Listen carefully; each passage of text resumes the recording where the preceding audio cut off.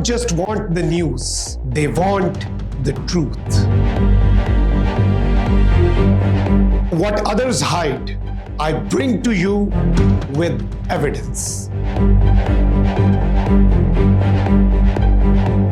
Politics, corruption, human rights.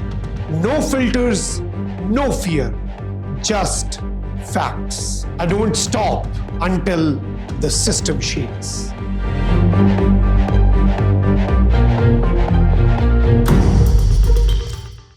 This is Trending Daily and I'm Makhdoom Shahabuddin. Tonight we are tracking fast-moving and highly sensitive developments emerging from Tehran, where reports of explosions and aerial military activity near key diplomatic zones have raised serious international concern, including areas close to Pakistan's embassy and the residence of its ambassador.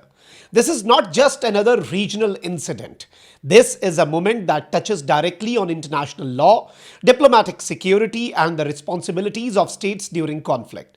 And once again, Pakistan finds itself at the center of a rapidly evolving situation, responding with caution, clarity, and a firm emphasis on diplomatic norms. According to multiple international reports, explosions were heard in districts of Tehran situated near foreign diplomatic missions. The activity reportedly took place during evening hours, with residents describing continuous blasts and the sound of aerial movement overhead. In an already volatile regional environment, any incident near diplomatic facilities immediately raises alarm. Embassies are not just buildings, they are sovereign representations of states. Their safety is protected under international conventions, and any threat to them carries global implications. At this stage, it is important to separate confirmed facts from speculation as well. There is currently no confirmation of any direct strike on the Pakistan embassy or the residence of the Pakistani ambassador. Available information indicates that both locations remain physically secure. There has been no reported structural damage and, most importantly, no injuries to Pakistani diplomatic personnel. Officials confirmed that all staff members are safe. Emergency protocols were activated as a precaution, which is standard procedure in high-risk environments. These measures ensured that personnel remained protected as the situation developed nearby. This reflects both preparedness on the ground and effective coordination within Pakistan's diplomatic framework. But beyond immediate safety, this incident raises a much larger issue. Pakistan has strongly emphasized the need to protect diplomatic missions under all circumstances. This is not just a political position.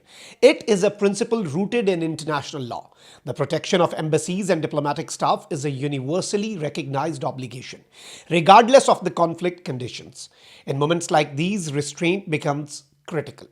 Pakistan's response has been measured and responsible. Islamabad has called for calm, for adherence to international norms, and for ensuring that diplomatic spaces remain protected from the spillover of conflict. This approach reflects a broader strategy. Pakistan is not escalating rhetoric. It is reinforcing principles. At a time when tensions across the Middle East remain high and when multiple flashpoints are active simultaneously, maintaining diplomatic channels is essential. Embassies are not just symbolic, they are operational lifeline for communication, coordination, and crisis management. Any threat to them risks not just physical damage but diplomatic breakdown as well. The situation in Tehran itself remains very tense. Over recent weeks, there have been repeated reports of aerial activity, security alerts, and localized disturbances across different parts of the city. This latest development adds to an already fragile environment, particularly because of its proximity to sensitive diplomatic zones. Foreign missions operating in Tehran are now on heightened alert. In such an environment, even indirect incidents, explosions nearby, airspace activity, or military movement can create significant risk. That is why international attention is now focused not just on what happened, but on what could happen next. This is where Pakistan's role becomes even more relevant.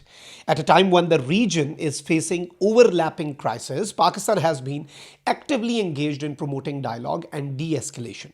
From facilitating potential talks between the United States and Iran to consistently calling for restraint across regional conflicts, Islamabad is positioning itself as a stabilizing force. This incident tests that role. It places Pakistan in a position where it must balance concern with composure and vigilance with diplomacy. So far, its response reflects exactly that balance.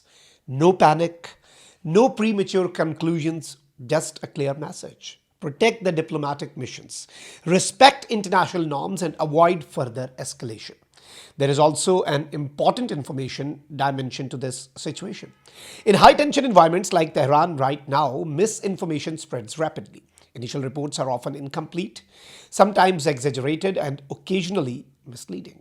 That is why verified information becomes very critical. As of now, the verified facts are straightforward. There were explosions in areas near diplomatic locations.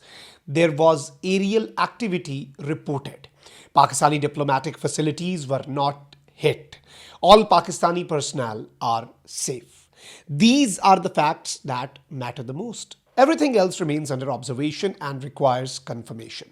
The broader regional context cannot be ignored either. The Middle East is currently experiencing one of its complex security phases in recent years.